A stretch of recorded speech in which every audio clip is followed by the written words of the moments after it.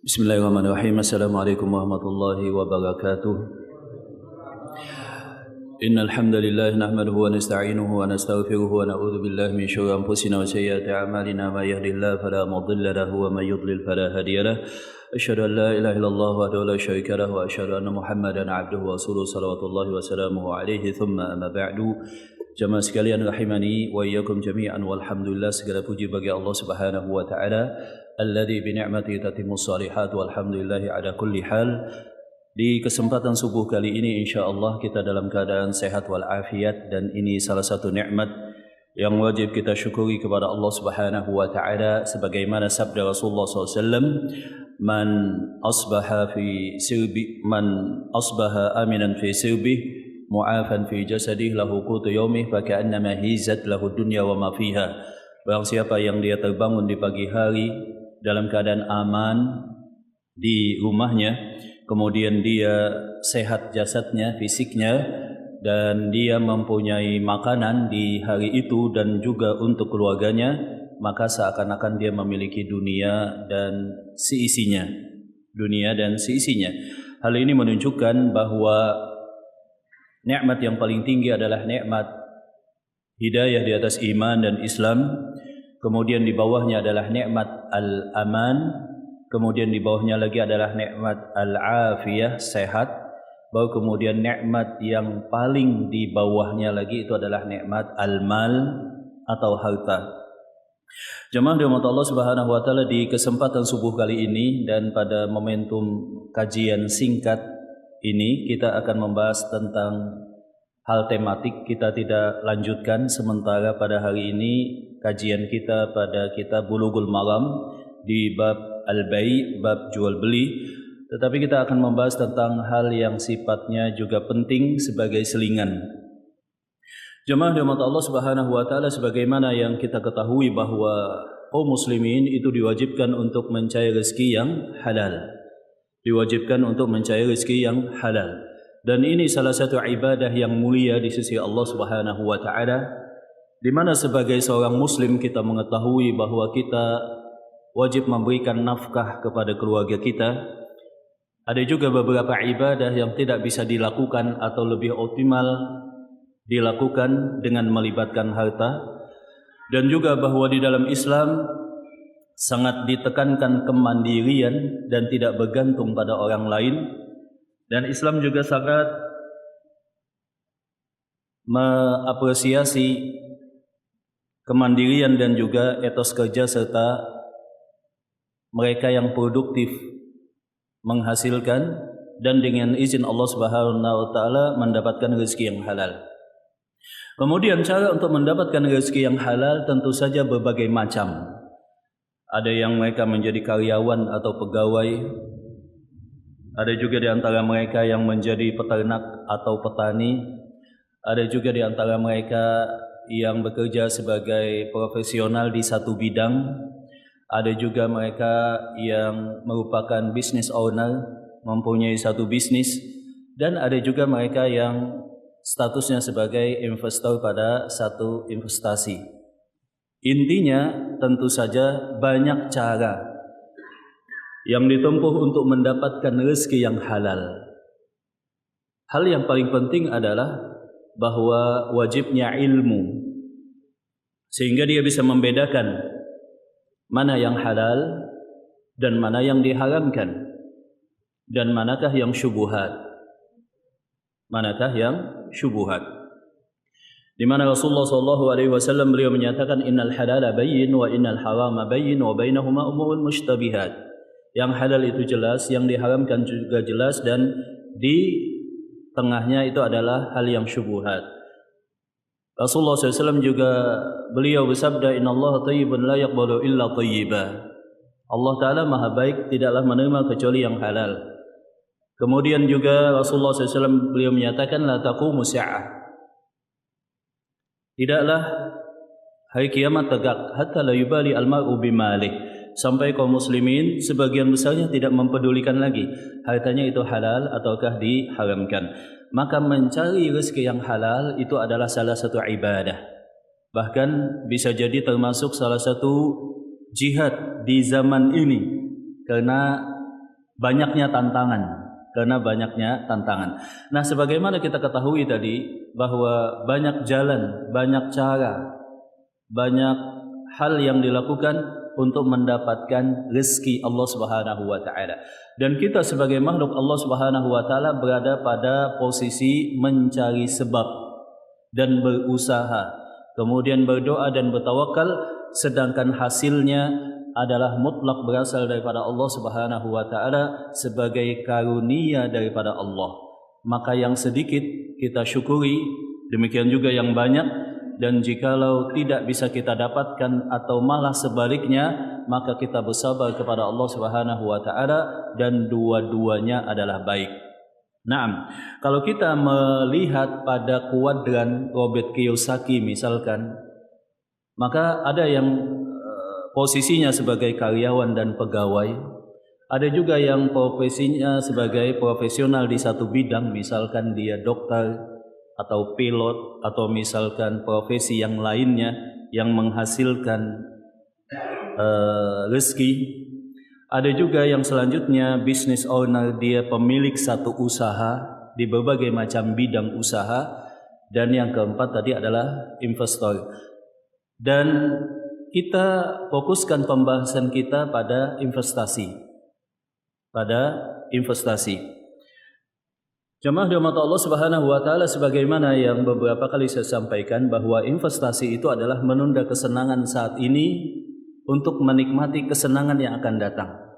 Atau dalam definisi yang lain, menunda sumber daya saat ini ditahan dengan waktu untuk bisa menghasilkan sumber daya yang lebih banyak dan yang lebih besar. Itu disebut dengan investasi. Dan di dalam Islam, investasi yang paling utama adalah investasi akhirat. Faltanzur nafsum ma qaddamat lighad.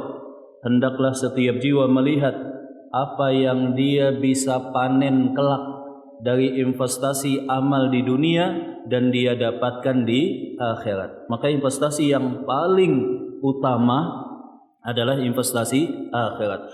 Dan seorang muslim tidak ada masalah sama sekali untuk memperbanyak harta, mengembangkan, menginvestasikan harta dia, jikalau niat dia betul, jikalau niat dia untuk memberikan nafkah, jikalau niat dia untuk memaksimalkan ketaatan kepada Allah, jikalau dia niatnya untuk kemandirian dan memberikan manfaat yang lebih luas, dan jikalau niatnya juga membawa harta dia di dunia sampai ke akhirat. Nah, jemaah dirahmati Allah Subhanahu wa taala, investasi sendiri tentu saja macam-macam. Dan di dalam Islam berlaku satu kaidah al-aslu fil muamalati al-ibahah. Hukum asal di dalam hal-hal yang berkenaan dengan adat, yang berkenaan dengan kebiasaan manusia, yang berkenaan dengan muamalah, yang berkenaan dengan transaksi investasi, hukum asalnya adalah boleh. Hukum asalnya boleh.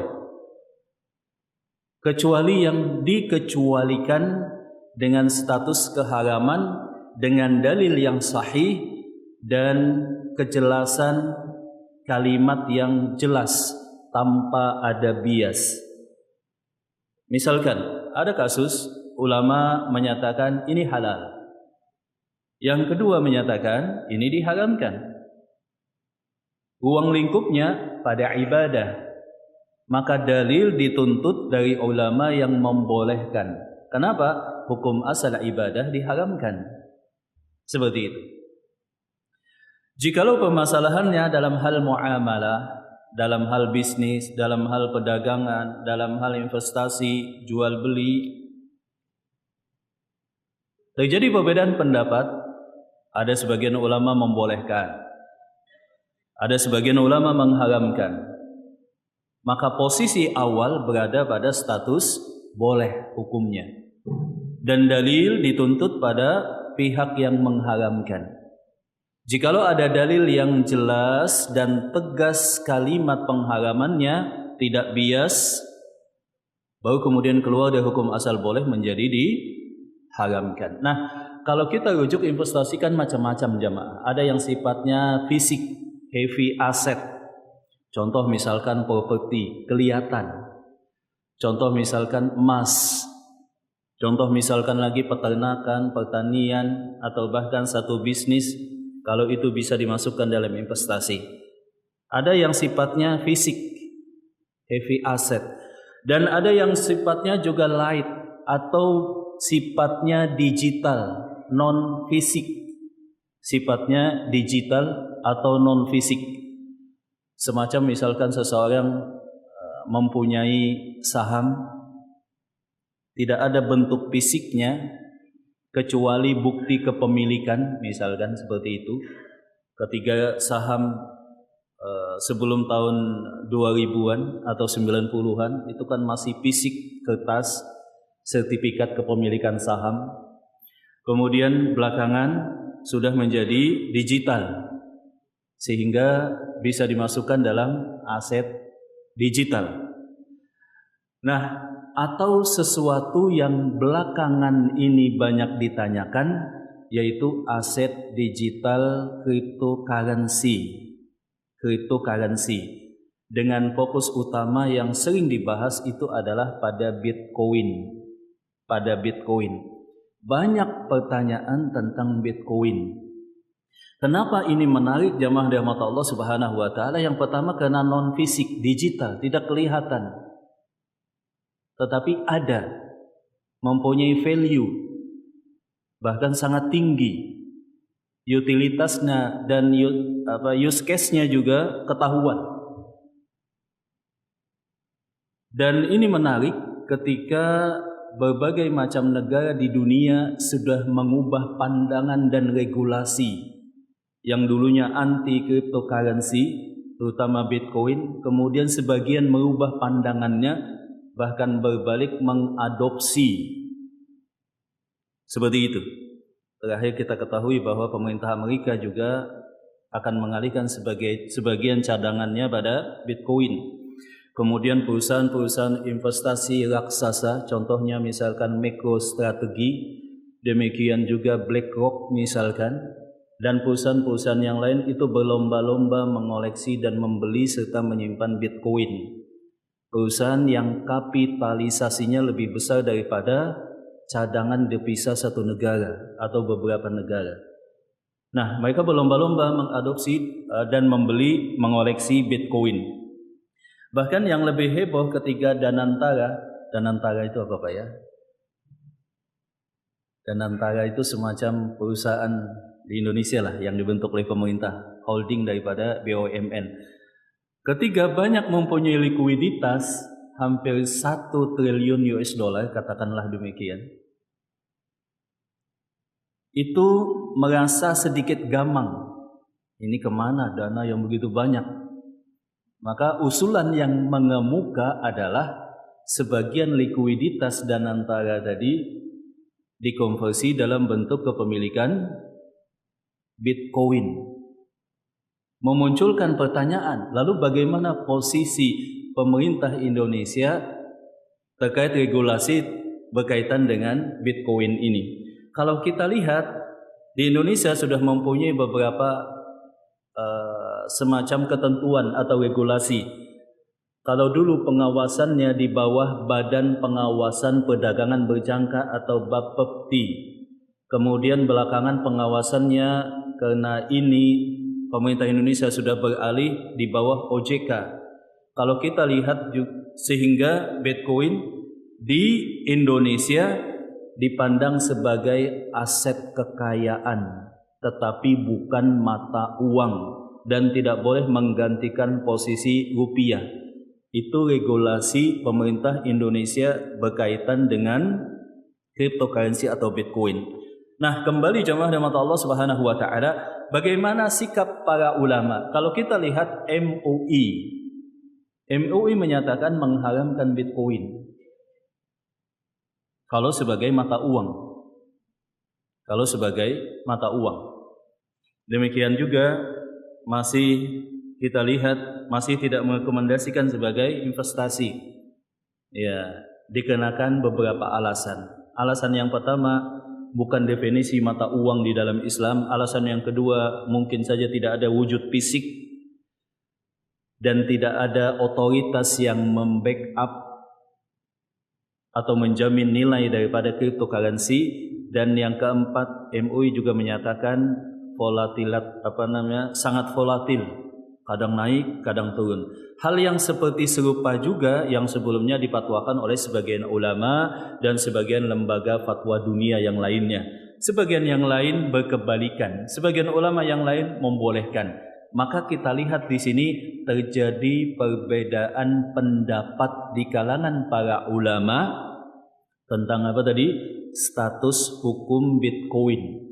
Ada sebagian mengharamkan, demikian juga lembaga fatwa ada yang mengharamkan, dan ada sebagian yang menghalalkan. Saya pribadi dalam hal setiap kasus muamalah, karena hukum asal muamalah adalah apa tadi Pak? Halal. Halal. Kecuali jikalau ada dalil yang sahih, yang jelas kalimatnya yang mengharamkan. Tetapi ada beberapa fakta jamaah. Yang pertama tadi dari sudut regulasi. Ada banyak negara yang mengubah regulasinya. Ada banyak negara yang mengubah regulasinya dan lebih ramah serta bahkan mengadopsi Bitcoin sebagai cadangan devisa negara. Kita bisa bayangkan, tidak main-main, jadi cadangan devisa satu negara. Yang kedua, uniknya ada sebagian ulama yang berubah pandangan, yang dulu mengharamkan kemudian menjadi menghalalkan. Dan ini memang terjadi pada kebanyakan produk teknologi. Mungkin awalnya gagap, mungkin awalnya informasi yang ditangkap tidak utuh, maka kemudian diharamkan. Tapi seiring berjalannya waktu, semakin jelasnya hal yang baru di dalam teknologi tersebut, kemudian banyak ulama biasanya mengubah pandangan. Sebagian para ulama abstain.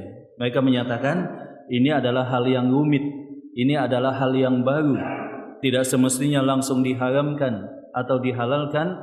Dan sebagian para ulama tawakuf, abstain, tidak memberikan status dan menyatakan wallahu a'lam. Wallahu a'lam. Nah, di antara ulama yang berubah pandangan, misalkan mengubah pandangan, dan ini hal yang biasa dalam dunia keilmuan, adalah Syekh Abdullah bin Khaslan At-Turki. Beliau adalah dosen di Jami'ah Al-Imam di Saudi. Beliau juga adalah pengajar tetap di Masjidil Haram.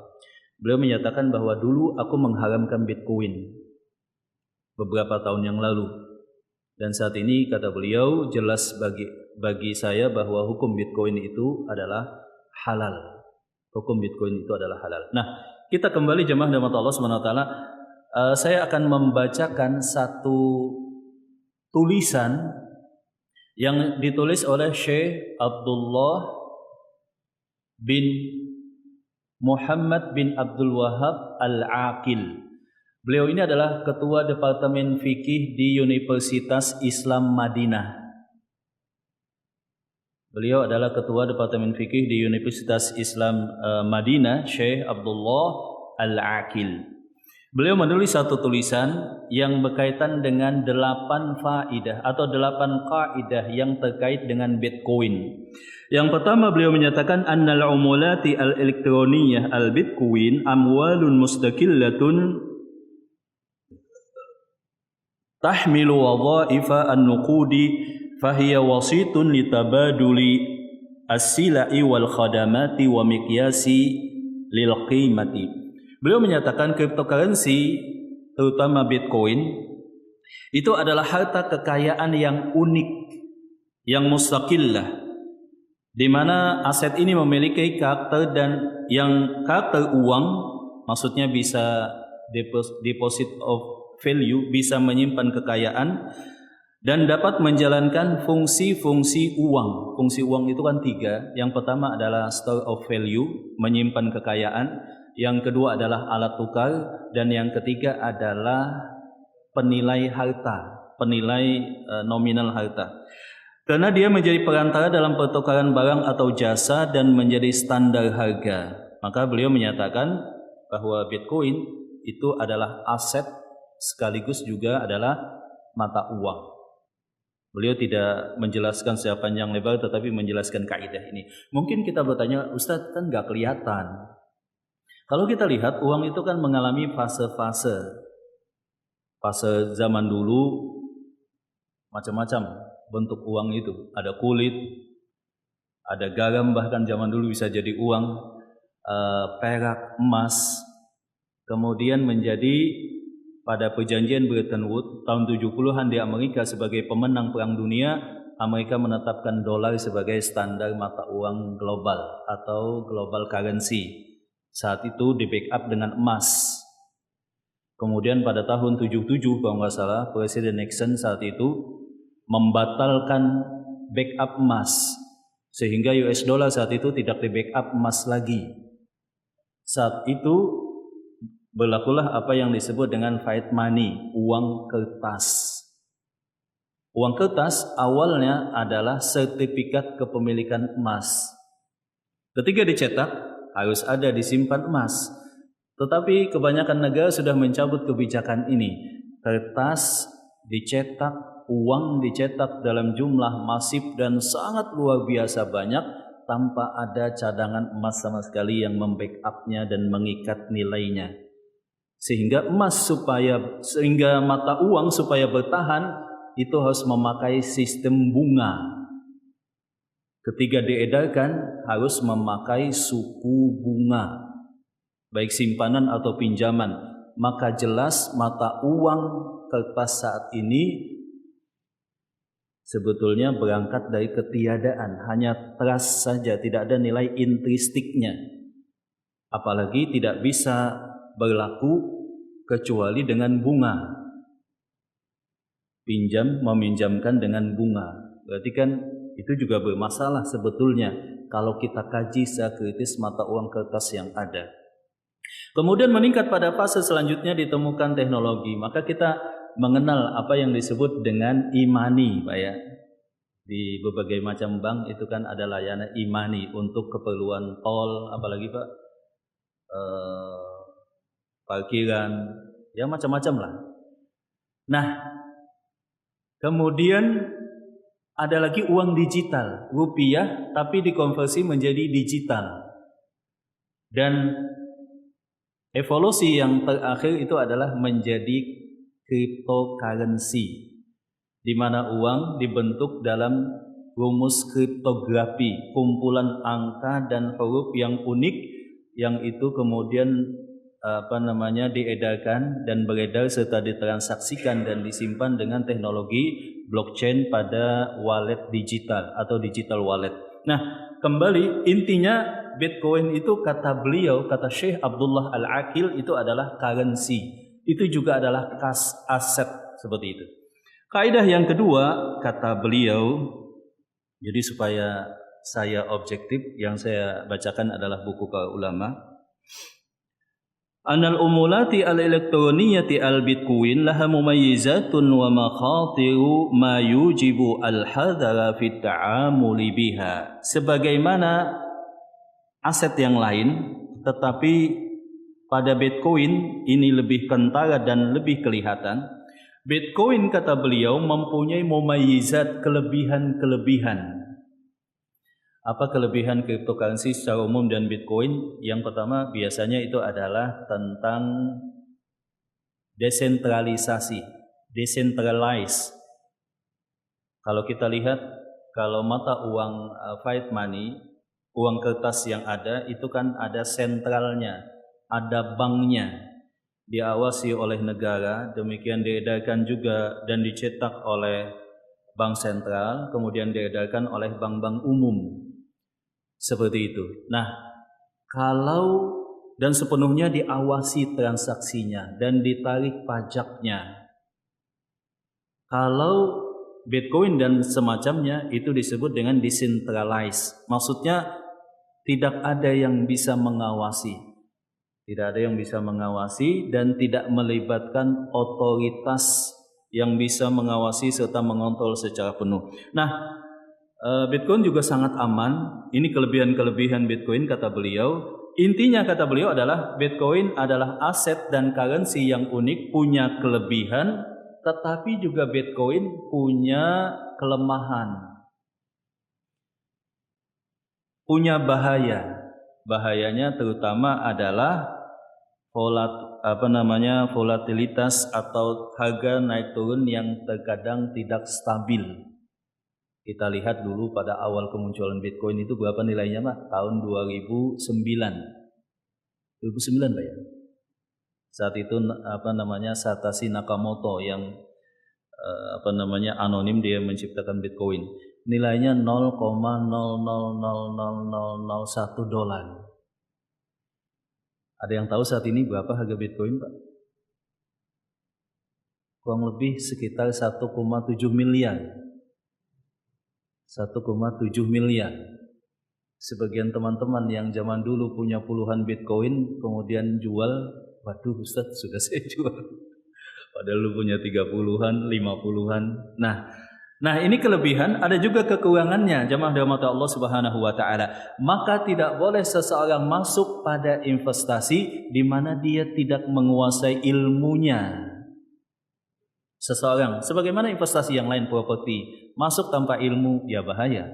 Bukannya untung malah buntung. Kemudian investasi yang lain-lainnya, saham misalkan, bukannya untung malah buntung. Maka seseorang wajib kalau dia mau investasi harus mengetahui ilmunya. Ya, seseorang tidak boleh investasi dalam kondisi dia tidak mengilmuinya.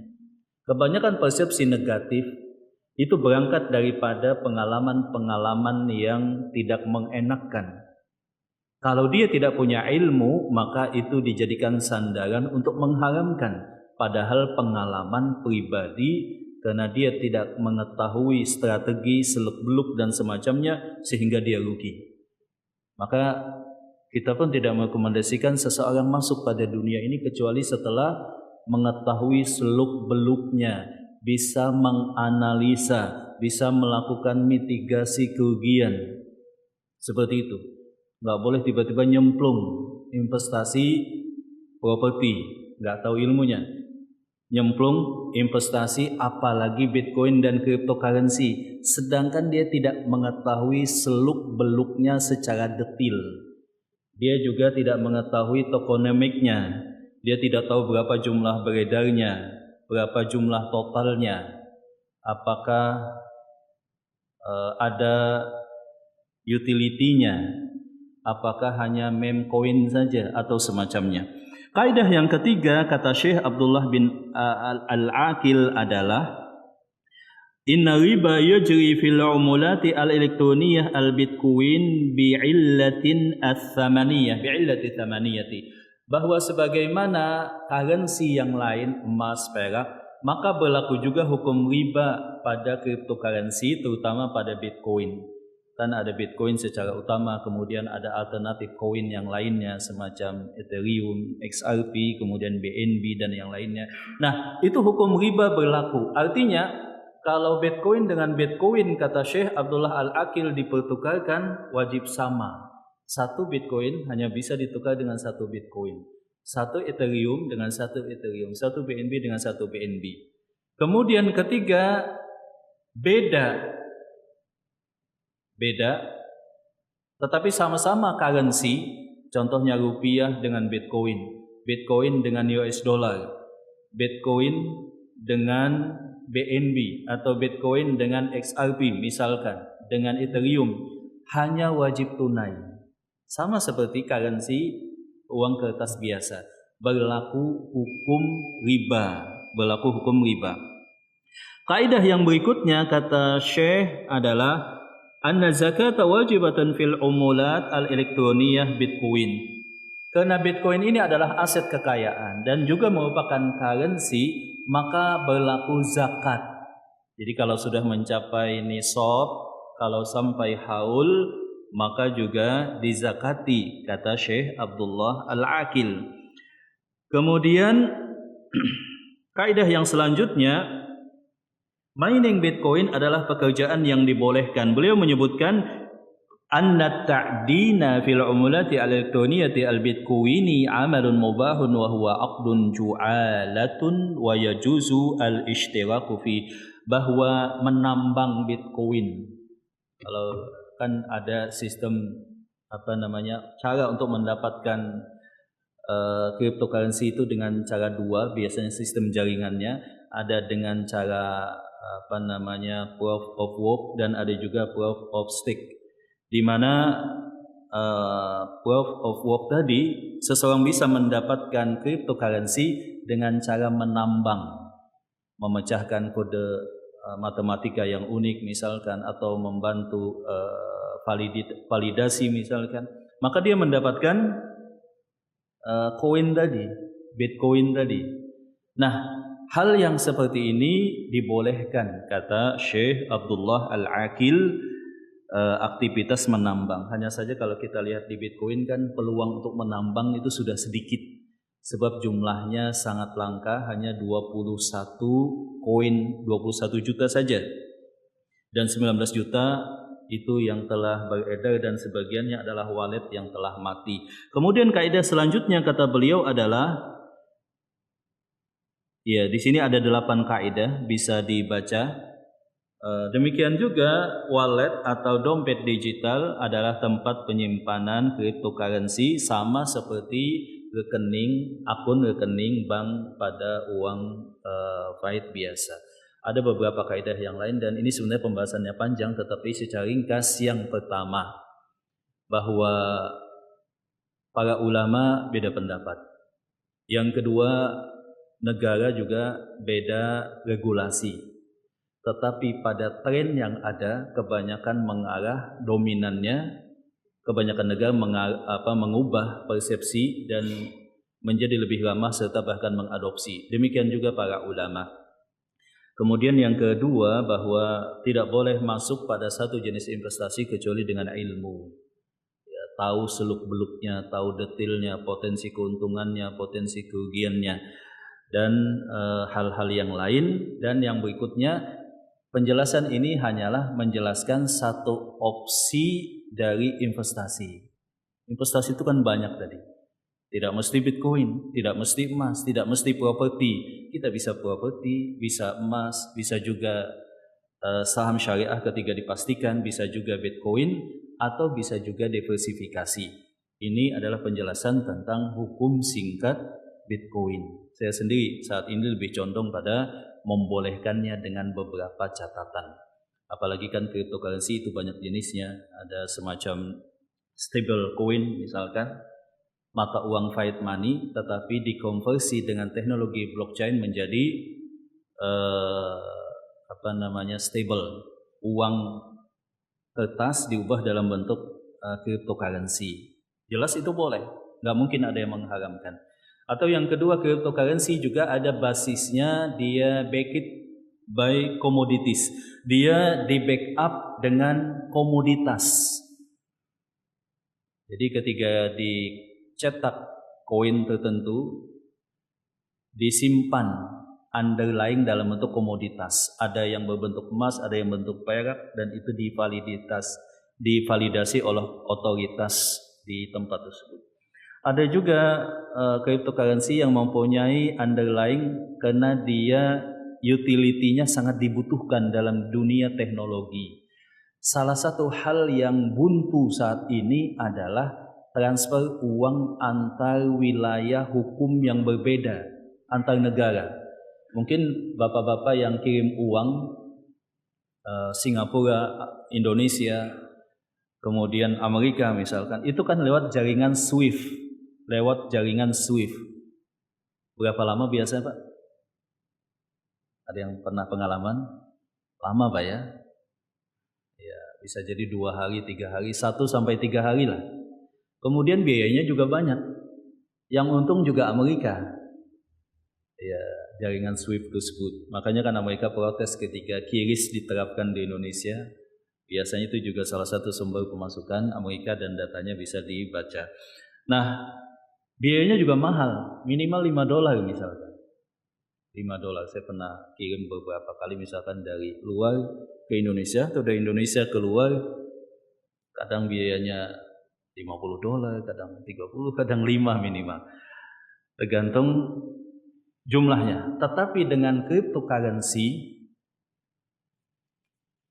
ada salah satu kripto yang menjadi solusi sehingga ratusan bank di dunia sudah mengadopsinya. Ya, contohnya misalkan XRP.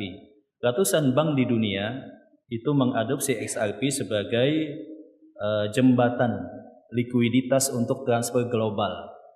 Berapapun yang dikirimkan, maka biayanya tetap. Katakanlah tetapnya 1 XRP. Mau 1 juta, mau 1 miliar, 1 triliun, biayanya tetap kecil. Hanya sekian saja. Tapi beda dengan jaringan transfer global yang sampai kadang-kadang ratusan bahkan ribuan dolar tergantung berapa yang ditransfer tadi. Nah, ini mungkin jamaah sedikit selingan yang semoga saja bermanfaat, bahwa investasi itu kan banyak opsi. Saya tidak merekomendasikan dan tidak fanatik pada satu opsi, tetapi masing-masing biasanya punya kecenderungan dan analisa serta kelebihan yang berbeda dan memilih yang berbeda juga. Sampai di sini jemaah, mungkin ada pertanyaan, silahkan. Iya, silahkan Pak. Waalaikumsalam warahmatullahi wabarakatuh. Ya.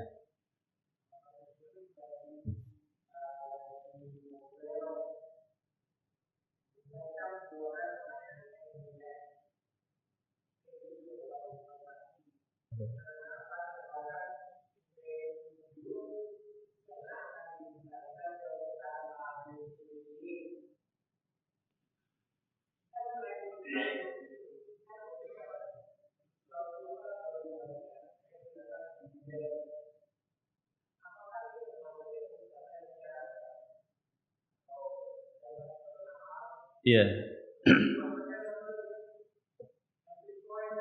Iya.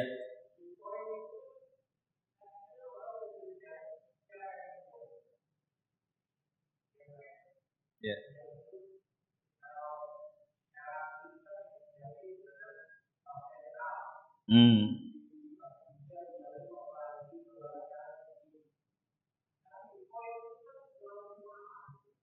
Iya, siapa yang menjaminnya, betul. Waalaikumsalam warahmatullahi wabarakatuh. Nah, jemaah rahmat Allah Subhanahu wa taala, kita menjawab yang pertama dulu, yaitu tentang SBN ya. Tentang SBN. Nah, jemaah rahmat Allah Subhanahu wa taala, SBN adalah surat berharga negara. Surat berharga negara ketika pemerintah membutuhkan likuiditas untuk modal pembangunan atau untuk menutup defisit APBN yang ada. Maka dikeluarkanlah, dicetak dan diedarkanlah, ditawarkan SBN. Biasa penawarannya lewat bank-bank dengan seri-seri khusus, kemudian nanti jangka waktu khusus. Itu sebetulnya istilah lain daripada obligasi, hanya saja dikeluarkan oleh negara. Ada jangka waktunya, sebelum jatuh tempo kita bisa menjualnya, memindahkan ke pihak lain, dan itu biasanya ada bunganya, katakanlah 4% atau maksimal 6% dalam 1 tahun.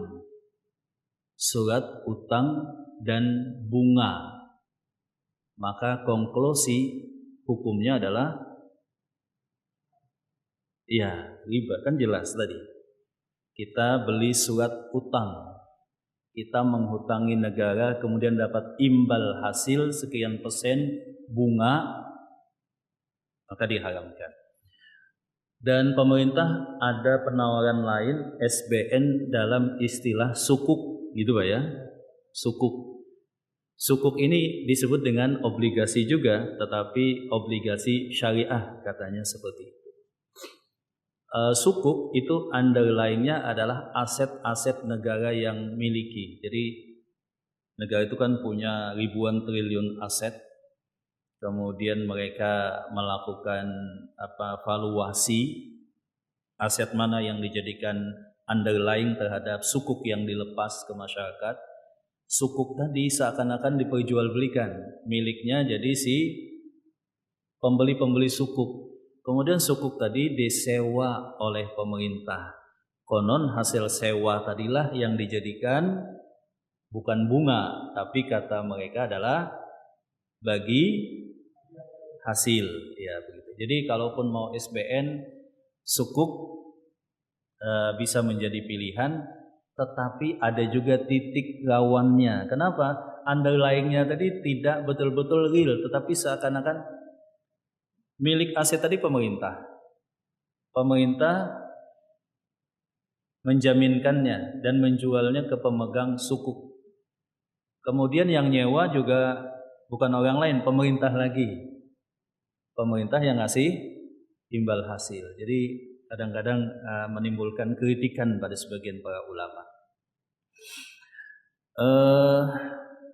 Seperti itu jemaah dirahmati Allah Subhanahu wa taala. Ya.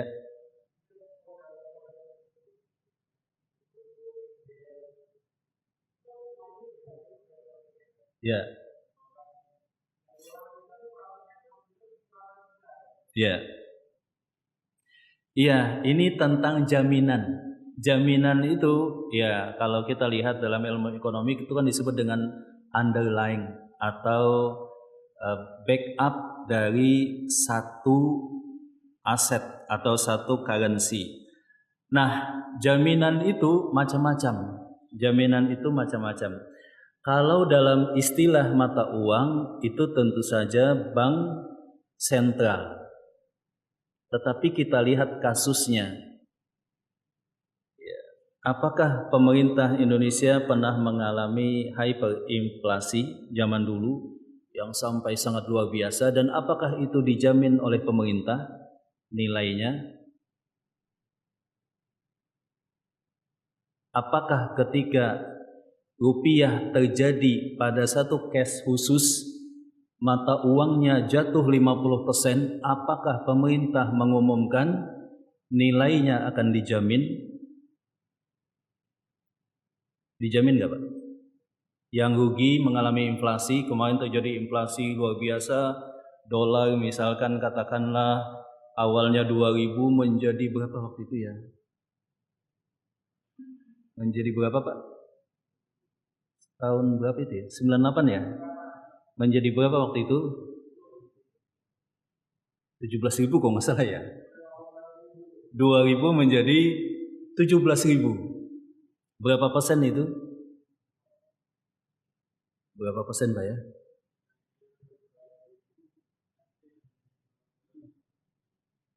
Apakah pemerintah membuat pengumuman bagi mereka yang mengalami kerugian karena rupiah dikeluarkan oleh pemerintah, silahkan klaim dan pemerintah menjamin? Gimana Pak? Gak ada. Pemerintah hanya menjamin bahwa rupiah berlaku di wilayah hukum Indonesia dan gak boleh ada mata uang lain yang berlaku di Indonesia sebagai alat tukar resmi. Jaminannya hanya itu. Nilainya ada jaminan gak dari pemerintah Pak? Gak ada. Demikian juga cryptocurrency. Cryptocurrency juga tidak ada jaminan. Tidak ada jaminan. Hanya saja pada Bitcoin jaminannya adalah kelangkaan. Karena hanya 21 juta perusahaan investasi global dunia berlomba-lomba, demikian juga pemerintah berlomba-lomba mengoleksinya, sehingga itu melebihi jaminan otoritas bank sentral, sehingga harganya terus naik kalau time frame-nya adalah tahunan.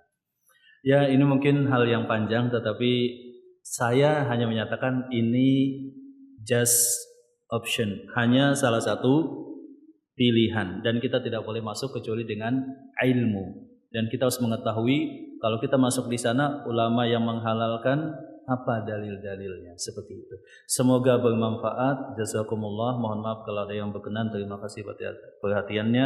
Barakallahu fikum. Alhamdulillahirabbil alamin. Assalamualaikum warahmatullahi wabarakatuh.